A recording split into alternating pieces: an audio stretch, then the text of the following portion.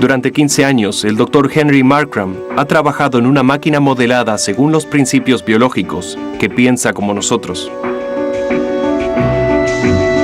El Dr. Markram es el líder del proyecto Blue Brain o Cerebro Azul. Este proyecto utiliza una de las supercomputadoras más potentes del mundo para recrear el cerebro humano. Muchas personas me preguntan por qué lo hago. Porque prefiero construir un modelo cuando hay 6.000 millones de personas. Me preguntan para qué serviría y si realmente servirá. En realidad buscamos tratar de entender y aprender todo lo relacionado al cerebro y a sus capacidades. Me preguntan si es igual a nosotros, si funciona como un ser humano, si captura nuestra esencia. El objetivo del proyecto es copiar la compleja estructura del cerebro humano en una computadora y ver si tiene la habilidad de razonar como nosotros lo hacemos. Creo que este proyecto se diferencia de la mayoría de los otros modelos porque nosotros no buscamos construir un modelo de manera más simple. Quisimos construir un modelo que fuera lo más biológico posible. Si se pudiera crear un cerebro artificial con funciones biológicas, Markram dice que no podría predecir si ese cerebro pudiera lograr tener su propia conciencia o no. Nuestra estrategia consiste en creer que si lo construimos correctamente y entendemos sus principios básicos, podría emerger y podría hablar y realizar funciones cerebrales superiores. No lo sé, pero podría tener conciencia o no. Al igual que el Dr. Frankenstein, el equipo utiliza material vivo para crear la criatura. No partes humanas, sino de ratas. Sorprendentemente, las neuronas humanas son similares a las de las ratas. Primero, decapitan la rata. Luego, cortan una delgada capa del cerebro, que aún está activo, y la sumergen en un fluido cerebral artificial para hacer que el tejido cerebral continúe funcionando varias horas más. Luego colocan el tejido bajo el microscopio para extraer una sola neurona. Después, delinean las formas básicas y las reacciones de las neuronas de la rata que todavía están vivas. Esos gráficos son imágenes reales del Blue Brain y muestran la actividad de las neuronas de la rata que la computadora pudo recrear en su propia mente. Todos los mecanismos que encontramos en el cerebro humano pueden copiarse en una máquina. ¿Se trata de conciencia? Algunas personas dirán, no, es una simple máquina, un programa informático. Un programa no puede ser consciente. Otras personas, como yo, dirían, bueno, nosotros somos un programa. Tenemos 100.000 millones de neuronas y entendemos con precisión lo que sucede en cada una. Las neuronas extraídas de los cerebros de las ratas constituyen el modelo para la conciencia artificial del Dr. Markram. Su computadora delinea y después copia las acciones de la neurona. Se puede decir que Markram está construyendo un cerebro con una neurona computarizada a la vez. El secreto está en buscar las reglas. No es necesario estudiar cada una de las neuronas del cerebro. Por eso construí un modelo con 100 neuronas, y no 1.000 millones. Con esas 100 neuronas es suficiente para analizarlas, analizar sus estadísticas y sus reglas. Con esas reglas puedes crear toda la diversidad de miles de millones. De hecho, en la actualidad podemos crear más de 200 tipos de neuronas diferentes y podemos construir la cantidad que queramos, no estamos limitados. Otros no están tan seguros de que el proyecto Blue Brain u otros proyectos de inteligencia artificial puedan tener éxito. Algunos creen que la conciencia es demasiado compleja. La inteligencia artificial es interesante. No puedes pedirle peras a un olmo. Así como no puedes fabricar una computadora con tela, no puedes hacer que una mente consciente salga de chips de silicona. Construir un cerebro humano requeriría una computadora 1000 veces más potente que las que existen en la actualidad, y se necesitarían al menos 3 estadios de fútbol para albergar dicha computadora.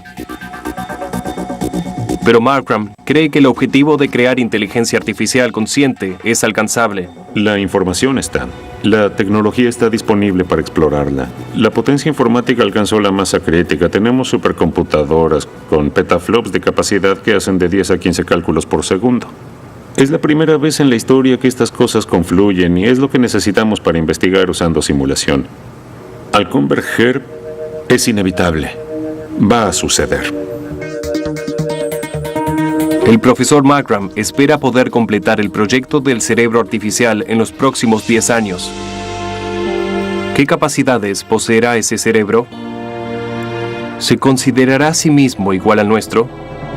¿Sentirá emoción o tendrá personalidad o alma? Cuando desarrollemos inteligencia artificial, todos debemos pensar en ese momento en el que resulte un poco más inteligente que nosotros. Quizá, como consecuencia, cuando obtengamos una que esté un paso más adelante que nosotros, podrá producir una inteligencia artificial que esté 2 pasos más adelante que nosotros, que a su vez producirá inteligencia artificial que esté 4 pasos más adelante. Y así sucesivamente ingresas a una especie de círculo que algunas personas denominan singularidad tecnológica. La singularidad es el momento en que, según predicen los futuristas, las máquinas cobrarán conciencia y serán más capaces que los humanos. Será una época peligrosa en la que podrían dominarnos e incluso exterminarnos. Si bien creo que la singularidad está a varias décadas de distancia, a medida que se acerca deberíamos desacelerar ese proceso y tenerle cuidado. Si el profesor Markram tiene éxito, ¿será el Blue Brain el que consiga la singularidad? ¿Mejorará la vida humana o la empeorará aún más?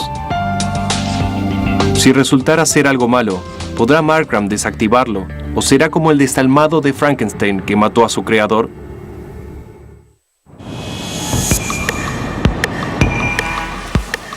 Hiroshi Ishiguro trabaja para diseñar un mundo en que no se distinga la diferencia entre los humanos y los robots. Oye, despierta. Bien hecho. Pero al mismo tiempo, y por accidente, desafía la noción que la gente tiene sobre el inicio y el final del alma. ¿Se ve realista cuando hago esto?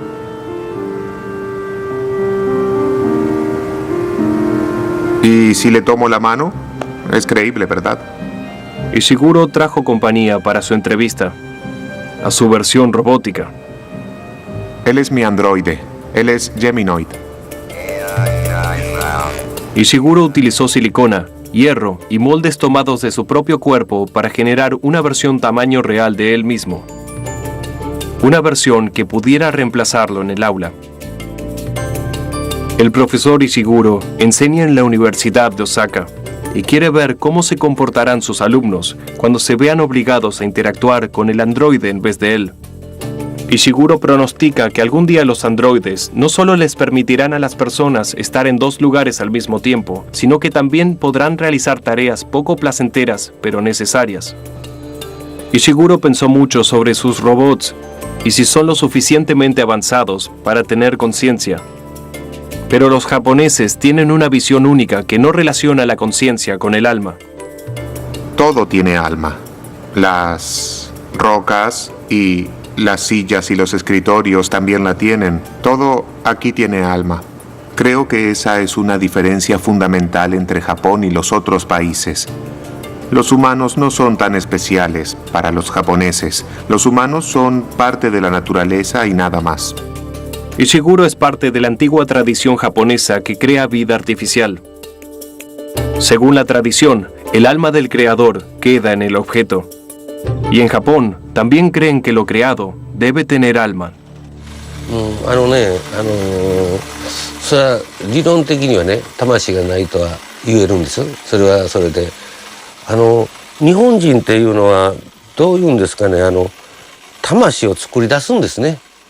いわゆる盆栽にしても生け花にしてもお茶にしても全てですね、いわゆるそういうまあ言うたら作り出すという。で僕らはこの人形を作る時に魂を入れるっていうんですね。でやはり一生懸命作るとですね、それがこう生きてるように思えてくるわけですね。¿Qué es el alma? ¿Qué es la conciencia y la inteligencia y la emoción? Yo diría que todos esos conceptos son subjetivos. Si creemos que el robot tiene alma, el robot tiene alma. Cuando desarrollé el robot humanoide, todos me decían, ese robot tiene emociones. Bien, pero de hecho no le implementé ninguna función emotiva. Obviamente esas cosas son subjetivas, no objetivas. Al darle personalidad y emociones a los robots, los humanos podrían pensar que tienen alma. Pero en Okinawa, Japón, se fabrican de a miles unos robots llamados Paro, y cada uno tiene la habilidad de aprender cómo reaccionar a los sentimientos humanos. Los Paro son compañeros para la vasta población de ancianos de Japón. En esta terapia asistida por robots, los compañeros mecánicos están equipados con tecnología de reconocimiento de patrones que pueden identificar el estado de ánimo del dueño y actuar en consecuencia para calmarlos. Después de conocer a sus dueños, cada Paro desarrolla su propia personalidad y un rango de emociones distintivo. Se trata de una simulación computarizada de sentimientos.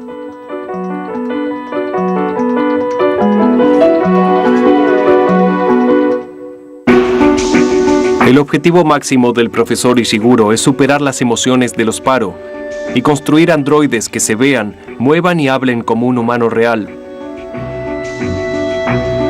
Además de su Geminoid, también creó un androide mujer que tiene expresiones emocionales de avanzada. Tiene un programa informático de reconocimiento facial que puede copiar la expresión de otro ser humano, aún viéndola en un monitor. Cada robot cuesta $100,000, pero aún queda un desafío. El problema se vuelve más complejo. Por ejemplo, los movimientos corporales. Esto es natural, la reacción también es natural. Sin embargo, los médicos dicen que actúa como una persona con daño cerebral. Tenemos que trabajar con neurólogos para entender más en profundidad al humano y así mejorar al robot. El cerebro contiene 1.000 millones de neuronas desplegadas en más de 100.000 kilómetros de vasos sanguíneos densos. La neurociencia apenas empezó a entender cómo funciona. Y mientras algunos científicos buscan crear conciencia, otros, casi por accidente, se encontraron con el alma. En un futuro cercano, alguno de los dos grupos de científicos obtendrá la respuesta a la inquietud sobre la vida después de la muerte del cuerpo. La conciencia es un misterio. Y creo que cuando generamos sistemas no biológicos que tienen el mismo tipo de comportamiento y la misma complejidad de inteligencia emocional, que también es una forma de inteligencia, ellos también serán conscientes.